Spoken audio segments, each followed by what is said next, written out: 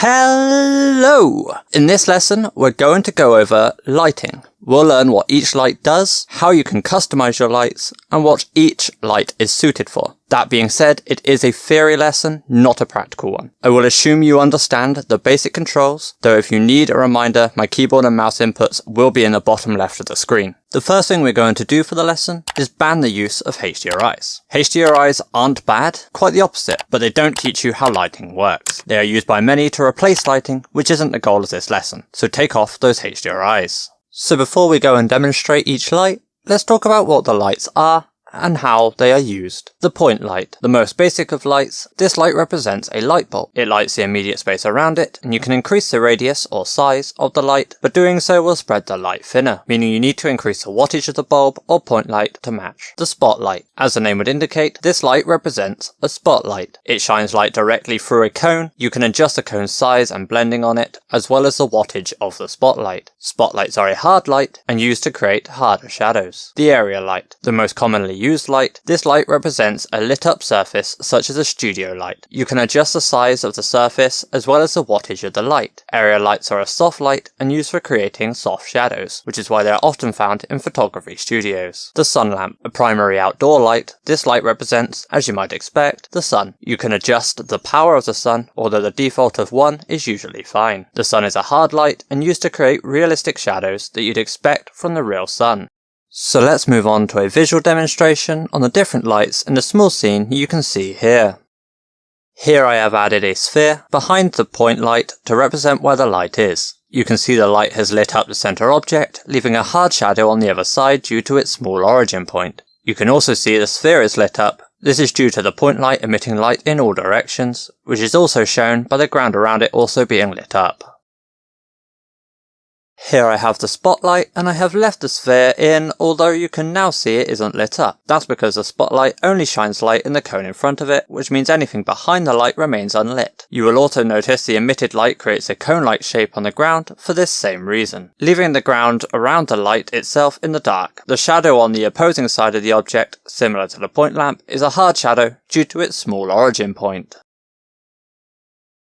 Here we have the area light, and as you can see, it's a fair bit different, but it still has some similarities to the spotlight. Again, I have left the sphere in as it allows you to see the light's effect on it, and you can see that it isn't being directly lit up by the light. You can tell this as the light on the sphere is on the bottom. This is because the area light emits light in all directions out of the way it's facing, allowing it to shoot light rays downward due to the angle and bouncing up to the light at the bottom of the sphere. You will also notice that the shadows created by the area light are very soft, and that is why these lights are popular in photo studios as they help to hide skin blemishes. You'll also notice that the area behind the area light is a long straight line due to it only emitting frontward.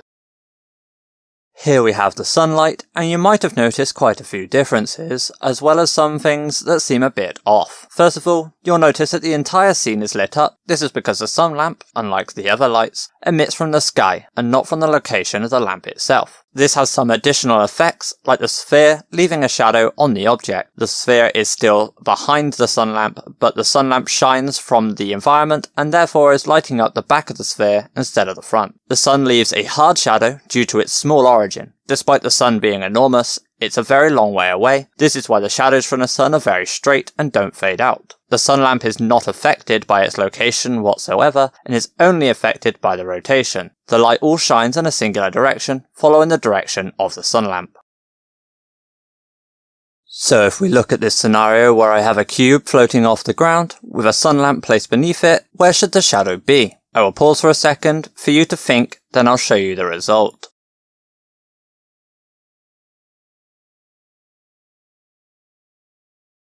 As you probably worked out, the shadow is beneath the cube. Despite the sun being under the cube, the light does not emit from the lamp itself, but from infinitely far away as part of the environment. For this reason, the sun lamp is not ideal for indoor scenes and should be avoided.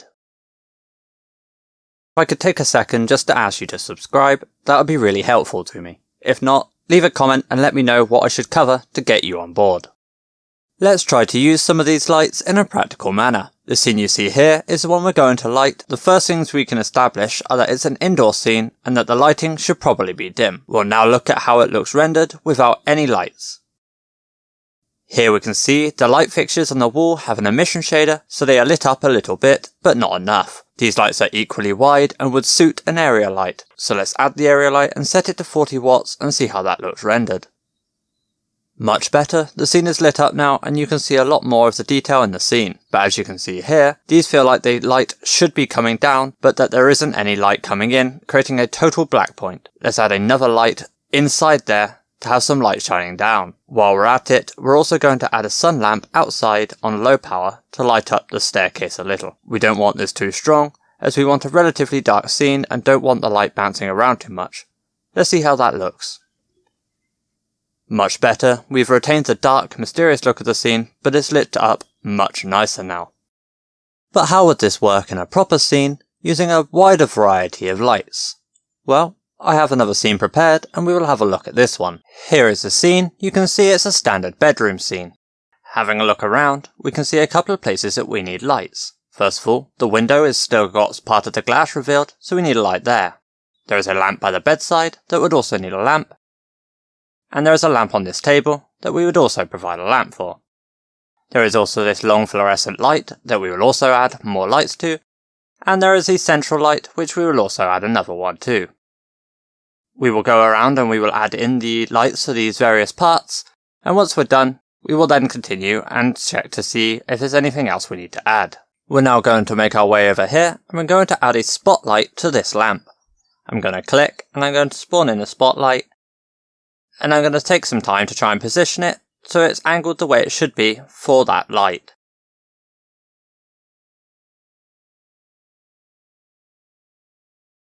You will also see that I will go into the light settings and I will adjust the radius and I will also adjust the size.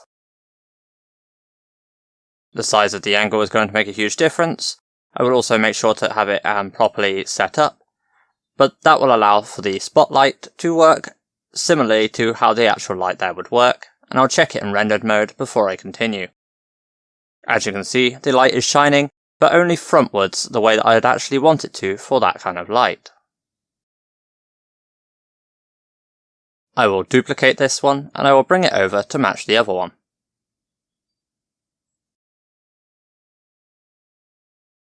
They are, however, different kinds of lights, so I will reduce the size of this one, just so I can make it match.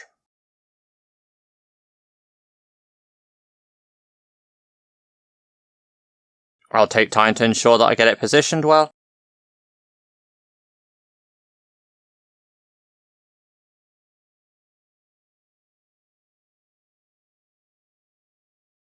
And then once I've got it in position, I'll make sure I rotate it.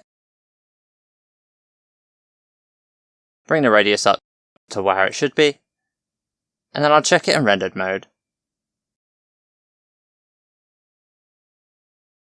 This light isn't directly in scene, but the light from it will be.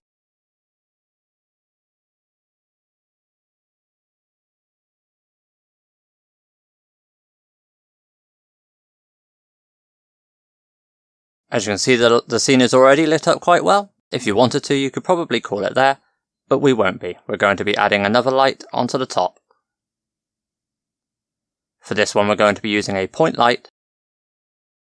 And due to its location, I can actually make sure I have it very centered using the top-down view.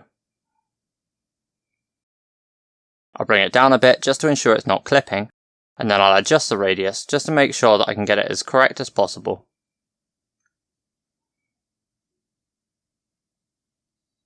I'll rotate around to make sure that it's in the right place. And then once again, I'm going to check to make sure it looks okay and rendered.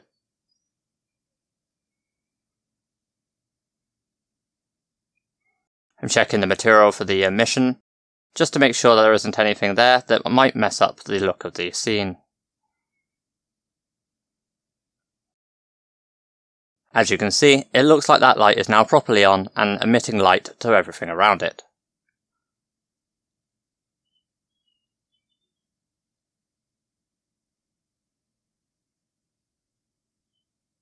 Now for this longer light, I'm going to position one light on one particular side, just to make sure that I have it in the right place. Once I have it in the right place, I'll increase the size of the light a little bit, and then I'll duplicate it to make a second one.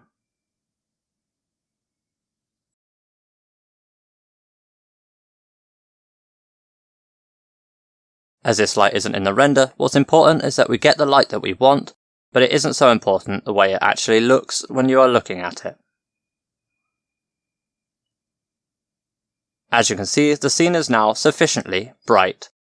Everything looks lit up very naturally. The only thing I want to add is something on the outside just to add that slight blue tint. There are a number of lights I could use for this, but I'm going to go with the spotlight.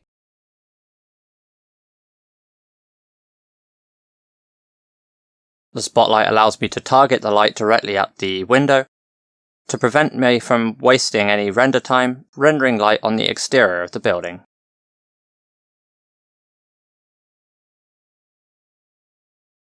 I'm going to position the light as if it was coming out of the moon.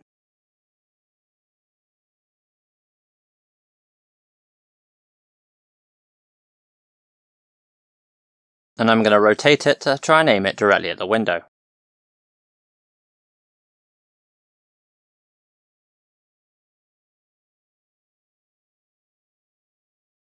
And then rotate it on top-down view, just to get it as correct as I can. Matching up the corners and try not to waste any light that I don't need to.